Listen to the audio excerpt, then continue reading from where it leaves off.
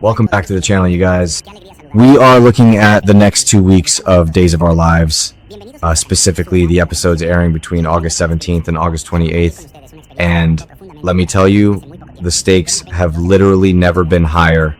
We're talking about a massive, high-stakes gamble that is going to change the entire corporate landscape of Salem.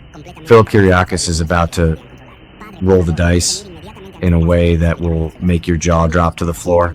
And yes, it looks like he is going to win big, saving Titan Industries and the legendary legacy of Victor Kiriakis in one fell swoop. Can you believe it? I am absolutely losing my mind over this because for a hot minute there, it really looked like the DiMeras were going to swallow Titan whole. Let's back up and really break this down because the psychology at play here is just phenomenal. Titan is on the brink of total collapse. EJ DiMera has been circling the Kiriakis empire like a vulture, completely smug and arrogant, just waiting to pick the bones of Victor's legacy clean. I don't know about you guys, but I have been absolutely hating EJ's gloating lately. He thinks he is completely untouchable, but Philip is backed into a terrifying corner, and what does the Kiriakis do when they are backed into a corner? They fight dirty, and they take massive, reckless risks. Philip is forced to swallow his pride and go to Gabi Hernandez, literally begging her to front him a staggering $5 million so he can buy into an exclusive, high-stakes poker tournament. $5 million. That is insane. Now, let's be real for a second about Gabi. I have a serious love-hate relationship with her character, right? I passionately defend her hustle and her ability to survive, but I ruthlessly criticize how she uses her DiMera inheritance to play God with people's lives. She didn't just hand over that cash out of the goodness of her heart. Oh no. Gabi loves holding the purse strings. She knows Philip is vulnerable. She knows he is desperate. And let's not forget, Gabi has been burned by Philip before. This is her ultimate revenge and her ultimate power trip. She gets to play the savior while holding a loaded financial gun to his head. But ultimately, she caves. She gives him the money, and the two of them are packing their bags and jetting off to Monte Carlo for the week of August 24th to the 28th. Just imagine the aesthetic.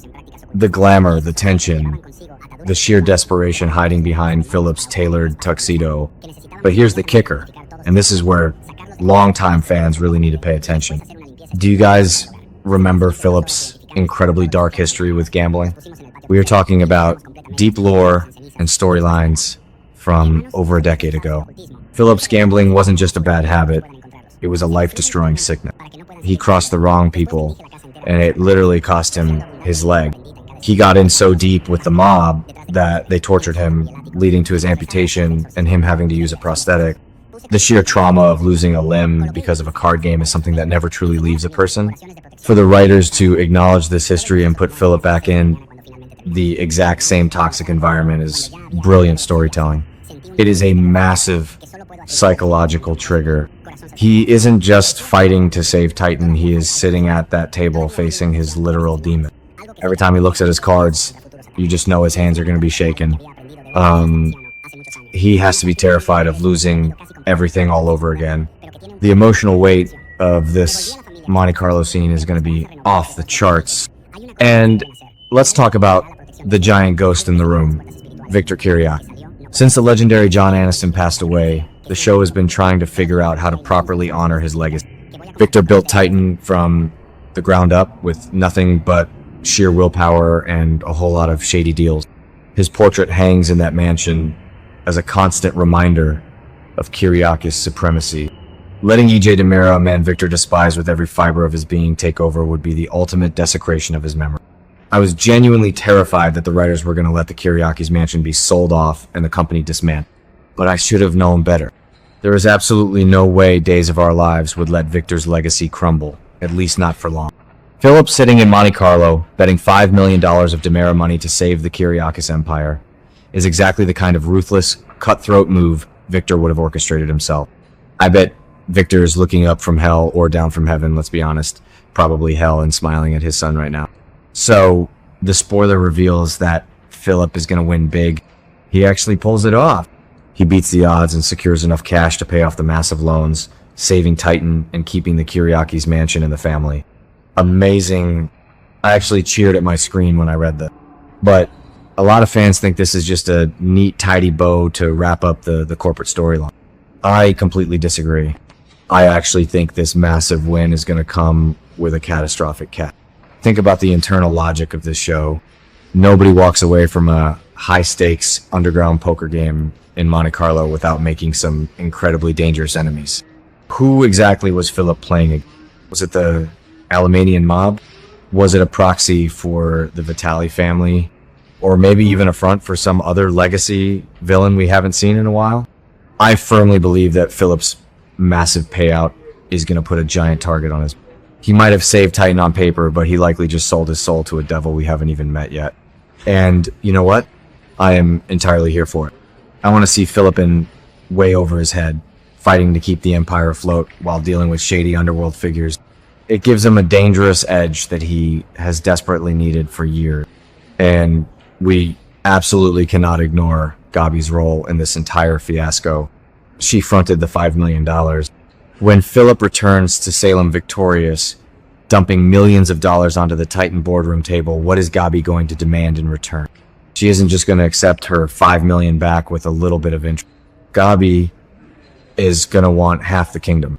I predict she is going to demand the CEO position, or at the very least, a massive controlling stake in Titan. This is going to drive Kate Roberts absolutely insane. Can you imagine Kate's face when she realizes Gabi practically owns her son and his company?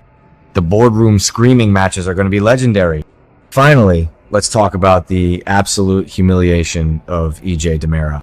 I am going to savor every single second of EJ realizing he lost this bet. He has been parading around Salem, wearing Stefano's ring, acting like he is the undisputed king of the world while covering up his own pharmaceutical crimes. He thought he had Philip backed into an inescapable corner. When Philip struts back into town and pays off that debt, EJ is going to spontaneously combust. The look of defeat on his face will be pure cinematic gold. But EJ is a notoriously sore loser. If he can't take Titan legally, he is going to start playing dirty. He will probably dig into the Monte Carlo game to find out exactly how Philip won, looking for any excuse to invalidate the victory or expose Philip's new mob tie. The next 2 weeks are going to be an absolute roller coaster of emotions, high fashion, and cutthroat corporate warfare. Philip Kiriakis is finally stepping out of his father's shadow and proving that he has the Kiriakis ruthlessness running through his veins. Whether you love him or hate him, you have to admit that this storyline is exactly the kind of high-stakes soap opera drama we have been begging. I cannot wait to see him and Gabi tear up Monte Carlo. What do you guys think? Is Philip's win legit, or did he cheat? Let me know your theories in the comments below.